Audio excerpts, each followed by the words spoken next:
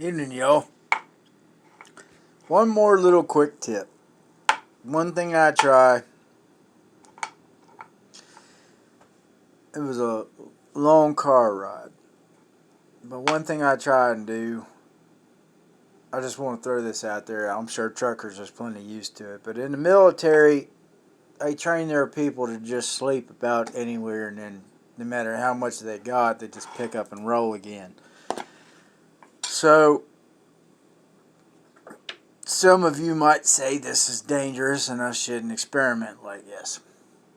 Others of you might say, hey, that's not a bad idea. That's fine.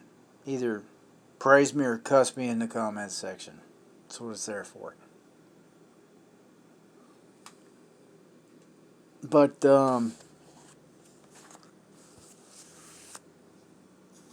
I think from Gettysburg to Brewston, Tennessee, I didn't drive the whole way. Freedom definitely took care of the end whole of that. But roundabout trip, that's just shy of 1,600 miles. So,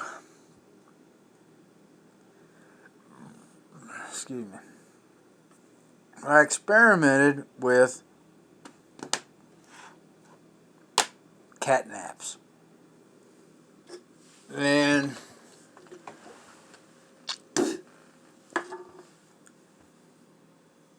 when I felt I had to, anytime you start weaving, obviously it's time to go ahead and pull the fuck over. And I would take my cat naps, and I would set them for between 30 and 45 minutes. And on the way back up, I started extending them. I took 2 breaks going down. I did a 30-minute break the first time. Not saying I slept all that. It was kind of a resting my eyelids moment. And then the next one was a 45-minute jaunt that kind of the same, but I think I dozed off a little more on that one. And then coming back up, when I had the dog there, I told him, I said, look, I think I got there about 2 a.m. I think I was the third rest stop outside of the line of West Virginia. And I told the youngin, I said, look, if they come up next to the car, then you let me know they're there. Start barking and giving a holler. And he started hollering and barking just as I was starting to fade out. And I looked up, and they were like 12 or 15 spots up from me and going towards the thing. I said, yeah, I appreciate what you're saying, but I mean, close. And I knew I passed out, and the next thing I know, he's growling and barking and doing that sort of thing. Wasn't like out of control, but he was definitely making his presence known when I woke up, which was about 3 a.m. Yeah, it was about 3 a.m. It was somebody had pulled up exactly right next to me. And so he did his job. That young, understanding what I'm saying, he got the picture. He's an impressive individual. But regardless, in the military, when you're trying to make moves and you're under combat scenarios, they keep you lean and they keep you short on sleep. And these are two primary things that if you don't experiment with it, you're going to be behind the 8 ball. So I took this exercise and I put it into play on the driving thing. And we did 1,600 miles, just shy of that, with the help of Freedom.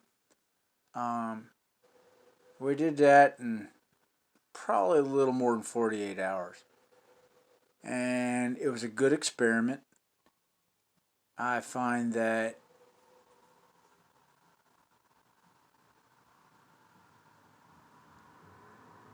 the truckers, God bless y'all. I'm sure you were in more comfortable seats than I was, but I know that the old truckers, not the new age ones with the GPS things on them and the digital logbooks and everything, but the old school truckers that used to run double logs and everything else like that, them boys would be rocking and rolling. And there are certain things you pick up along the way, but start if you're interested. I'm not trying to push this on you. I'm just trying to, when you're trying to understand yourself and your boundaries, it's a good practice to explore that realm. How much sleep do you need to accomplish said thing? How many hours can you go before you start falling off? Or etc. etc. I know most of my subscribers, you all probably got this all figured out. But I'm just, anybody that happens to stumble on this video, um, they are things to take into consideration. And if you haven't considered them already, get your hands dirty, do the damn things, make the mistakes. God bless y'all.